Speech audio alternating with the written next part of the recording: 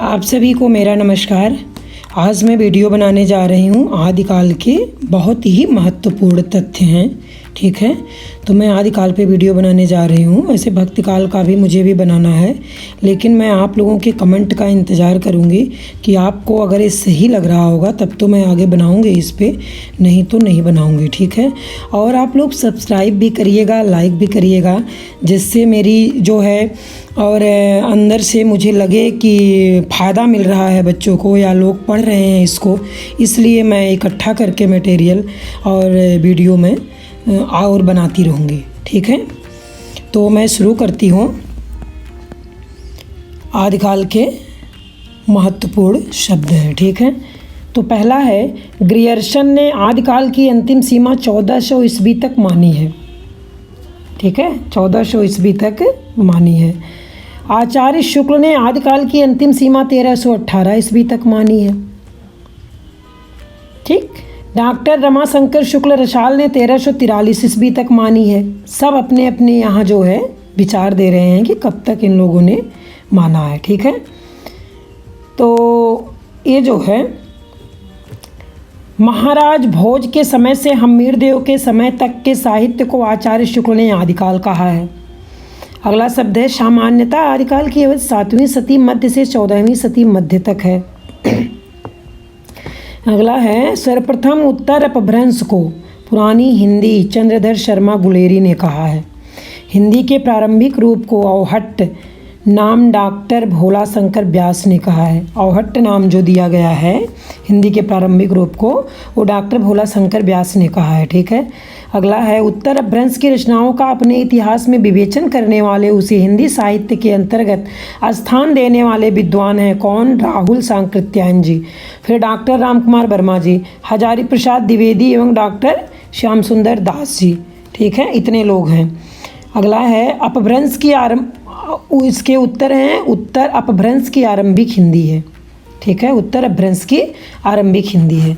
अगला है, हिंदी का प्रथम कवि। अब यहाँ प्रथम कवि के बारे में बताया गया है। पुष्य को शिव सिंह सेंगर ने, शरपाद को राहुल सांकृत्यायन ने, शालिभद्र शूरी को गणपत चंद्र गुप्त ने, स्वयंभू को डॉक्टर रामकुमार वर्मा ने, अब्दुल रहमान को हजारी प्रसाद द्विवेदी ने, डॉक्टर बच्चन सिंह के अनुसार विद्यापति हैं। सर्वसम्मत से सिद्ध सरहपा को हिंदी का प्रथम कवि माना जाता है। सर्वसम्मत से, सभी के सहमति से और सम्मत से सिद्ध सरहपा को हिंदी का प्रथम कवि माना गया है। ठीक है, किस भारतीय भाषा में रचित इस्लाम धर्मावलंबी रचना अब्दुल रहमान की संदेश रासक 13वीं शती है। अगला है, गुरु ग्रंथ में हिंदी की प्रथम रचना देवसेन कृत श्रावकाचार 1933 ईस्वी में है। हिंदी साहित्य का आविर्भाव प्राकृत की अंतिम अपभ्रंश अवस्था से आचार्य शुक्ल ने माना है। उस समय जैसे गाथा एक छंद कहने से प्राकृत का बोध होता था, वैसे ही दोहा या दुहा कहने से अपभ्रंश या प्रचलित काव्य भाषा का पद्य समझा जाता था। यह कथन किसका है? आचार्य शुक्ल जी का है। ठीक है, अगला है, अपभ्रंश में दोहा काव्य का प्रारंभ जोइंद नामक कवि की 6ठी शती की परमात्म प्रकाश तथा योगासार से होता है। अगला है, संदेश रासक अब्दुल रहमान एक खंड काव्य है जिसमें विक्रमपुर की एक वियोगिनी का विरह वर्णित है, विक्रमपुर की है। ठीक है, आचार्य शुक्ल ने सिद्धों, जैनों एवं नाथों की रचनाओं को अपभ्रंश काव्य में स्थान दिया है। आचार्य शुक्ल के अनुसार अपभ्रंश नाम का सर्वप्रथम वर्णन वल्लभी के राजा धारसेन द्वितीय के शिलालेख में मिलता है। अगला है, आचार्य शुक्ल ने देश भाषा शब्द बोलचाल की भाषा के लिए प्रस्तुत किया है। अगला है, सिद्धों की संख्या 84 मानी जाती है। अगला, सरहपा का एक नाम सरोज ब्रज भी है।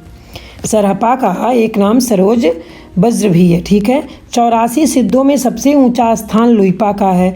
लुइपा के गुरु शबरपा थे। भरत मुनि ने लोक भाषा को अपभ्रंश नाम न देकर देश भाषा नाम दिया है। अगला है, सिद्ध साहित्य का विकास पूर्वी भारत में हुआ है। सिद्धों का विकास बौद्ध धर्म की वज्रयान शाखा से हुआ है। आचार्य शुक्ल के अनुसार सिद्धों से अपनी परंपरा को जलंधर नाथ ने अलग किया है। ठीक है, अगला, सर्वप्रथम सिद्ध साहित्य का संपादन बेंडल ने किया। महासुखवाद सिद्ध मत की विशेषता है। महासुखवाद किस मत की विशेषता है? सिद्ध मत की विशेषता है। ठीक है, सिद्धों के चर्या गीतों और दोहा कोशों में प्रमुख अंतर है। दोहों में मतों का खंडन मंडन है तो चर्या गीतों में सिद्धों की अनुभूति और रहस्य भावना है। दोहों की रचना परिनिष्ठित अपभ्रंश में है तो चर्या गीतों की रचना औहट्ट में हुई थी। ठीक है। अगला है सिद्ध साहित्य का प्रमुख केंद्र श्री पर्वत था। सिद्धों की प्रतीकात्मक भाषा संध्या भाषा कहलाती है। सिद्धों की संध्या भाषा को मुनिदत्त तथा अद्वैब्रज ने नाम दिया है। सहजिया संप्रदाय की स्थापना सरहपा ने की। गेय पदों की परंपरा सिद्धों से प्रारंभ होती है। उलटवासियों का पूर्व रूप सिद्धों की भाषा संध्या भाषा में मिलता है। सिद्ध सिद्धांत पद्धति ग्रंथ हठयोग से संबंधित है। किससे संबंधित है? हठयोग से संबंधित है। ठीक है। अगला है बौद्ध द्वारा रचित साहित्य सिद्ध साहित्य है। बौद्धों द्वारा रचित साहित्य सिद्ध साहित्य है। सहज ज्ञान के प्रवर्तक सरहपा थे जो कि प्रथम सिद्ध थे। बौद्ध ज्ञान और दोहा सिद्धों की रचनाओं का संग्रह है। नाथों की संख्या 9 मानी गई है। आदिनाथ मत्स्येंद्रनाथ हैं, गोरखनाथ इनके शिष्य थे जिन्होंने नाथ पंथ का प्रचार प्रसार किया था। नाथ पंथियों की हठयोग साधना का विकास सिद्धों की वाम मार्गी भोग प्रधान योग साधना की प्रतिक्रिया स्वरूप हुआ था। अगला है डॉक्टर रामकुमार वर्मा ने नाथ पंथ के चरमोत्कर्ष का समय 12वीं सदी से 14वीं सदी तक माना है। अगला है गोरखनाथ का समय 13वीं सदी है। गोरखबानी नाम से गोरखनाथ की रचनाओं का संपादन डॉक्टर पीतम्बर दत्त बड़थवाल ने किया है। ठीक है। अगला है गोरखनाथ ने अपने मत का प्रचार राजपुताने और पंजाब में किया है। अगला है मत्स्येंद्रनाथ के गुरु जलंधर नाथ थे। अगला है बालनाथ का टीला पंजाब में नमक के पहाड़ों के बीच है। अगला है कनफटे योगी नाथ पंथ से संबंधित है। अगला नाथ साहित्य के आरंभकर्ता गोरखनाथ जी हैं। अगला नाथ पंथ को योग मार्ग योग संप्रदाय और अवधूत मत भी कहा जाता है। अगला है गोरखनाथ को हिंदी का प्रथम गद्य लेखक मिश्र बंधुओं ने माना है। अगला है गोरखबानी की भाषा थी खड़ी बोली मिश्रित राजस्थानी। अगला है गोरख जगायो जोग भगत ही भगायो लोग पंक्ति तुलसीदास की है। अगला है आचार्य शुक्ल ने नाथों की भाषा को सदुक्खड़ी भाषा कहा है। अगला है नाथों के ईश्वरवाद का वैशिष्ट्य है निर्गुण की साधना। अगला है गोरखपंथी साहित्य के अनुसार शिव आदिनाथ थे। अगला है गोरखनाथ ने खट चक्रों वाला योग मार्ग चलाया है। अगला है गोरखनाथ ने पतंजलि के योग का सहारा लेकर हठयोग का प्रवर्तन किया है। अगला है बालनाथ जलंधर नाथ को कहा जाता है। अगला है जैन साहित्य का विकास मध्य प्रदेश के पश्चिमोत्तर में हुआ था। अगला है आचार्य रास फागु रचित आदि काव्य शैलियाँ जैन साहित्य की विशेषता है। अगला है रास जैन साहित्य की सर्वाधिक लोकप्रिय काव्य शैली है। जैन परंपरा के सर्वप्रथम कवि स्वयंभू थे। स्वयंभू के प्रसिद्ध एवं अपूर्ण ग्रंथ पौमचर्यु को उनके पुत्र त्रिभुवन ने पूर्ण किया। अगला है अपभ्रंश का वाल्मीकि स्वयंभू को कहा जाता है। अगला है अगर उनकी जैनों की रचनाओं के ऊपर से जैन विशेषण हटा दिया जाए तो वे योगियों और तांत्रिकों की रचनाओं से बहुत भिन्न नहीं लगेगी। यह कथन किसका है? हजारी प्रसाद द्विवेदी जी का है। ठीक है। ये कथन जो था हजारी प्रसाद द्विवेदी जी का था। अब अगला हम पढ़ते हैं। देवसेन कृत श्रावकाचार 933 ईस्वी में दोहा छंद में रचित है। व्याकरण ग्रंथ सिद्ध हेमचंद्र शब्दानुशासन प्रसिद्ध जैनाचार्य हेमचंद्र का है। अगला शब्द है गद्य पद्य संस्कृत प्राकृत काव्य कुमार पाल प्रतिबोध सोमप्रभ सूरी ने लिखा है। गद्य पद्य संस्कृत प्राकृत काव्य कुमार पाल प्रतिबोध सोमप्रभ सूरी ने लिखा है। अगला बहुत से पुराने राजाओं के आख्यानों पर आधारित प्रबंध चिंतामणि ग्रंथ जैनाचार्य मेरुतुंग ने लिखा है। अगला है प्राकृत के पाणिनि जैनाचार्य हेमचंद्र कहलाते हैं। अगला है सिद्ध हेमचंद्र शब्दानुशासन प्राकृत अपभ्रंश का व्याकरण ग्रंथ है। अगला है देसी नाम माला कुमार पाल चरित हेमचंद्र के ग्रंथ हैं। देसी नाम माला कुमार पाल चरित हेमचंद्र के ग्रंथ हैं। अगला है मालवा नरेश भोज के चाचा मुंज के कुछ दोहे मेरुतुंग कृत प्रबंध चिंतामणि में संग्रहित है। अगला है जैन साहित्य के अंतर्गत रेवंत गिरिरास यात्रा तथा मूर्ति स्थापना की घटनाओं पर आधारित वास्तुकलात्मक सौंदर्य का आकर्षण प्रस्तुत करता है। अगला है आचार्य शुक्ल ने रासो शब्द की उत्पत्ति रसायन शब्द से मानी है। अगला है हजारी प्रसाद द्विवेदी ने रासों की उत्पत्ति नाट्य उपरूपक रासक से मानी है। अगला है जैन साहित्य में रास परंपरा का प्रथम ग्रंथ सालभद्र सूरी कृत भरतेश्वर बाहुबली रास है। अगला जैन साहित्य में आचार शैली के काव्यों में घटनाओं के स्थान पर उपदेशात्मकता को प्राथमिकता दी गई है। अगला है चौपाई में पहली बार 12 मासा का वर्णन विनय चंद्र सूरी कृत नेमिनाथ चौपाई में सन 1200 ईस्वी में मिलता है। ठीक है। अगला है सर्वाधिक चरित काव्य जैन साहित्य में लिखे गए हैं। अगला है प्रबंध चिंतामणि संस्कृत के भोज प्रबंध की पद्धति पर रचित है। अगला है खुमार रासो राजस्थानी हिंदी में रचित है। अगला बीसल देव रासो एक विरह गीत है जिसका प्रधान रस श्रृंगार रस है। अगला है परमाल रासो आलखंड से विकसित माना जाता है। आल्हा उदल नामक 2 वीर सरदारों की वीरतापूर्ण लड़ाइयों का वर्णन परमाल रासों में है। अगला है आल्हा गीत बरसात ऋतु में गाया जाता है। अगला आचार्य शुक्ल ने चंद्रवरदाई को हिंदी का प्रथम कवि माना और उनके पृथ्वीराज रासो को प्रथम हिंदी का महाकाव्य माना है। अगला पृथ्वीराज रासो को चंद्रवरदाई के पुत्र जल्हड़ ने पूर्ण किया था। अगला पृथ्वीराज रासो के खंडों में 69 को समय कहा गया है। ठीक है। पृथ्वीराज रासो को प्रामाणिक मानने वाले विद्वान हैं मिश्रबंधु श्याम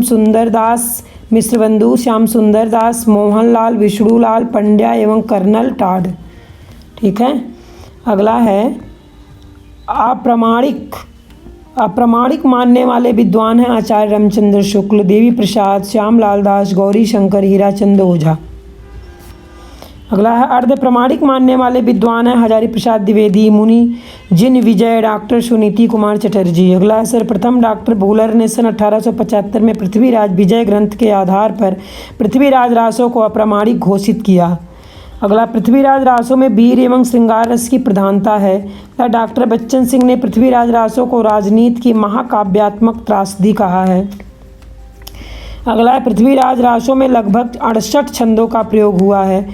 अगला ढोला मारूरा दूहा 11वीं सदी में दोहों में रचित एक प्रेम काव्य ग्रंथ है। अगला गद्य पद्य मिश्रित चंपू काव्य राहुल बेल का शिलांकित काव्य है। हिंदी में नक्सिक वर्णन की श्रृंगार परंपरा इसी से शुरू हुई है। अगला है खड़ी बोली के प्रथम कवि अमीर खुसरो 13वीं शती है। ठीक है। अगला आचार्य शुक्ल के अनुसार खुसरो ने संवत 1340 अर्थात 1268 ईस्वी के आसपास रचना आरंभ की थी। अगला खुसरो की पहेलियों और मुकरियों में उक्त वैचित्र की प्रधानता है। अगला मैथिल कोकिल अभिनव जयदेव और नवक विशेखर विद्यापति को कहा जाता है। अगला विद्यापति को वैष्णव भक्त कवि श्याम सुंदर दास और बाबू ब्रजनंदन सहाय ने माना है। ठीक है। अगला है विद्यापति को शुद्ध श्रृंगारी कवि मानने वाले हैं हरप्रसाद शास्त्री।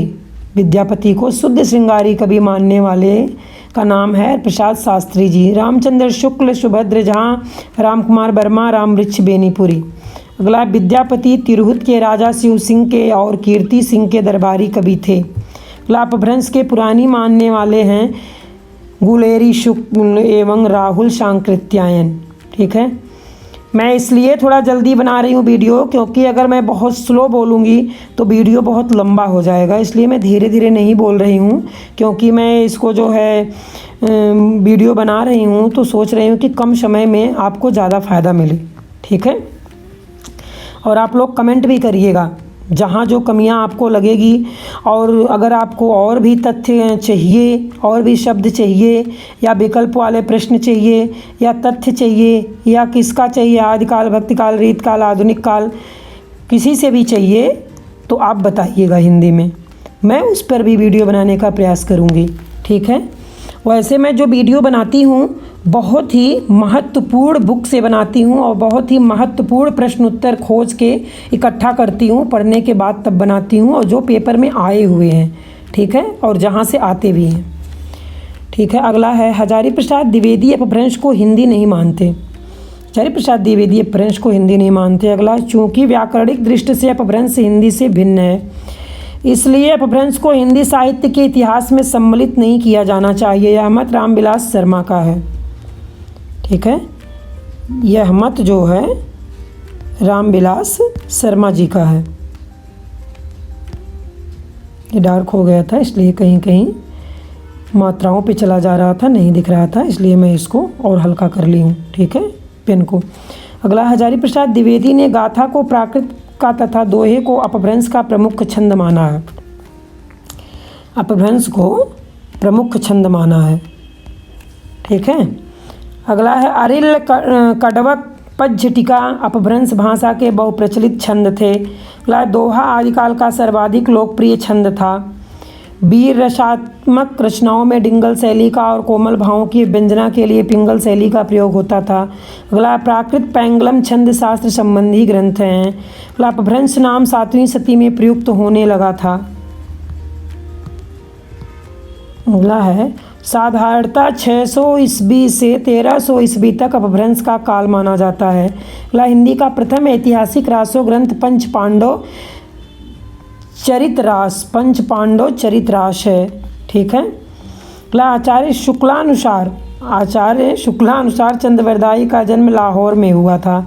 नरपतनाल कृत बीसल देव रासो मुक्तक गीत काव्य है। अगला अपभ्रंश का भभूति व्यास भी हो सकता है, परंतु इन्हें भभूति भी कहते हैं। पुष्पदंत को माना जाता है जो कि स्वयंभू के पश्चात दूसरे प्रसिद्ध कवि हैं। ठीक है। अगला है अपभ्रंश का फागु काव्य बसंत ऋतु का काव्य है। आदिकाल में राष्ट्रीय चेतना एवं सामाजिकता का अभाव था। कैमासबद्ध पृथ्वीराज रासो की घटना है। विद्यापति को सर्वप्रथम ग्रियर्सन ने रहस्यवादी कवि कहा है।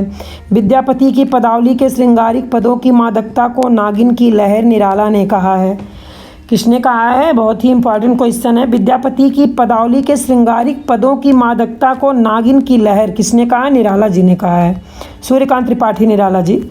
अगला है पद्मावती समय पृथ्वीराज रासो का सर्ग है। पद्मावती समय पृथ्वीराज रासो का सर्ग है। अगला अमीर खुसरो का वास्तविक नाम अब्दुल हसन था। अगला विद्यापति की पदावली की भाषा मैथिली थी। अगला है परमाल रासों का प्रधान रस वीर रस है। अगला है कविता कौमुदी सन 1917 के लेखक राम नरेश त्रिपाठी हैं। ठीक है, राम नरेश त्रिपाठी जी हैं। अगला है मारवाड़ी ढोला मारूरा दूहा की नायिका तथा राजमती विसलदेव रासो की नायिका है। अगला है पृथ्वीराज रासो को सुख सुखी संवाद के रूप में रचित हजारी प्रसाद द्विवेदी मानते हैं। हिंदी में सर्वप्रथम 12 मासा वर्णन विसलदेव रासो में मिलता है। अगला है पृथ्वीराज रासो के कन उज्ज समय में पृथ्वीराज चौहान और जयचंद के युद्ध का वर्णन मिलता है। अगला विद्यापति शैव थे, उनकी कीर्तलता और कीर्ति पताका रचनाएं और हट्ट भाषा में रचित थी। अगला धीरेन्द्र वर्मा ने आदिकाल को अपभ्रंश काल कहा है। अगला आदिकाल को अत्यधिक विरोधी और व्याघातों का युग हजारी प्रसाद द्विवेदी ने कहा है। अगला है हिंदू समाज में नीची से नीची समझी जाने वाली जाति भी अपने से नीची एक और जात ढूंढ लेती है। यह कथन किसका है? हजारी प्रसाद द्विवेदी जी का है। अगला है विद्यापति ने अपनी कीर्तलता को कहाड़ी कहा है। विसलदेव रासो प्रेम विरहात्मक ग्रंथ है, ना कि वीर गाथात्मक। वज्रयान से गुह्य समाज या श्री समाज का निर्माण हुआ था। अगला है आचार्य शुक्ल ने अपभ्रंश की अंतिम रचना हम्मीर रासो सारंगधर को माना है। अगला है अपने समय के कलिकाल सर्वज्ञ हेमचंद्र कहे जाते हैं। अगला है अपभ्रंश के प्रमुख छंद पद्योड़िया में 16 मात्राएं होती हैं, 16 मात्रा होती है। ठीक है। अगला है सर्वप्रथम चौपाई दोहों की पद्धति का प्रयोग स्वयंभू ने किया था। अगला है नाथ संप्रदाय ग्रंथ के रचयिता हजारी प्रसाद द्विवेदी जी हैं। अगला है नाथों में नागा अर्जुन रसायनी थे। नाथों में क्या थे? नागा अर्जुन रसायनी थे। ठीक है। अगला है विद्यापति ने अपनी कीर्तिलता में जौनपुर नगर का वर्णन बहुत यथार्थपरक ढंग से किया है। अगला है चंद्रवरदाई छप्पर छंद के विशेषज्ञ माने जाते हैं। पृथ्वीराज रासो के 4 संस्करण प्रसिद्ध हैं। सबसे बड़ा संस्करण नागरी प्रचारी सभा है, काशी से जो प्रकाशित हुआ था, जिसमें 16,306 छंद हैं। ठीक है, 16,306 छंद हैं, 69 समय है। ठीक है। अगला है रासो शब्द की उत्पत्ति तासी ने राजसूय से, नरोत्तम स्वामी ने रसिक से, नंद दुलारे वाजपेयी ने रास से, श्यामलाल दास, पंडित काशी प्रसाद जायसवाल ने रहस्य से, हर प्रसाद शास्त्री ने राजयश से मानी है। ठीक है, फिर से पढ़ दे रही हूँ इसको। रासो शब्द की उत्पत्ति तासी ने राजसूय से, नरोत्तम स्वामी ने रसिक से, नंद दुलारे वाजपेयी ने रास से, श्यामलाल दास पंडित काशी प्रसाद जायसवाल ने रहस्य से, हर प्रसाद शास्त्री ने राजयश से मानी है। ठीक है। अगला है ज्योतिश्वर ठाकुर द्वारा वर्ण रत्नाकर राजकुमारों को स्थानीयता का ज्ञान कराने के लिए लिखा गया है। अगला है दामोदर शर्मा के उक्त व्यक्ति प्रकरण में बनारस और उसके आसपास की संस्कृति और भाषा का ज्ञान होता है। अगला है बसंत विलास 84 दोहों में एक श्रृंगारिक काव्य है जिसमें बसंत और स्त्रियों पर उसके विलासपूर्ण वैभव का वर्णन है। अगला है विद्यापति ने कीर्तिलता को भृंग भृंगी संवाद के रूप में लिखा है। विद्यापति ने कीर्तिलता को भृंग भृंगी संवाद के रूप में लिखे हैं। ठीक है। अगला है आचार्य रामचंद्र शुक्ल का हिंदी साहित्य इतिहास परंपरा में सर्वोच्च स्थान है। अगला पूर्व परंपरा व ऐतिहासिक चेतना के विकास को महत्व देने वाले सशक्त साहित्यकार हजारी प्रसाद द्विवेदी जी हैं। अगला है कुंडलिया छंद का प्रथम प्रयोक्ता शारंगधर हैं। अगला विद्यापति को श्रृंगार रस का सिद्ध वाक कवि हजारी प्रसाद द्विवेदी ने कहा है। अगला है आदिकाल को उद्भव काल करोड़पति त्रिपाठी ने कहा है। किसने कहा? आदिकाल को उद्भव काल करोड़पति त्रिपाठी ने कहा। अगला भारतीय धर्म साधना में सिद्धों का प्रादुर्भाव 8वें शती के आसपास माना जाता है। अगला हीनयान में सिद्धांत पक्ष की प्रधानता थी, महायान में व्यवहारिकता पर बल दिया जाता था। हीनयान केवल विरक्तों और सन्यासियों को आश्रय देता था जबकि महायान के द्वार सबके लिए खुले रहते थे। अगला है महायान ही मंत्रयान बन गया। आगे चलकर इस मंत्रयान के 2 भाग हुए, वज्रयान और सहजयान। इनमें से वज्रयानी ही सिद्ध कहलाए, वज्रयानी ही सिद्ध कहलाए। ये मंत्र जब से सिद्धि की आकांक्षा करते थे।